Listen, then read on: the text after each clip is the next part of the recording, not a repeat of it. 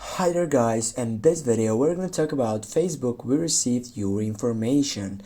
In a case that you have sent it, you're verifying your page or profile, or you can just, I don't know, simply go to get up some informations to send it up to the Facebook supporting team. For example, if it's this site, you get up, you fulfill all these informations, you go just for send, then you'll need to wait to get up to your email.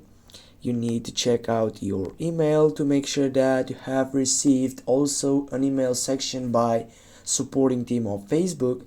And also, if you receive that email section, you need just to tap on the section.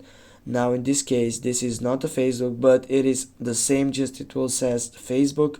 And if you want to tell them something which you have forgotten, you need to scroll down and go for reply, and just go reply something. For example, I have forgotten this and this, and then go on the Sendix app. And that's it guys. Thanks for watching. Don't forget to hit that like and share the video. See you soon guys.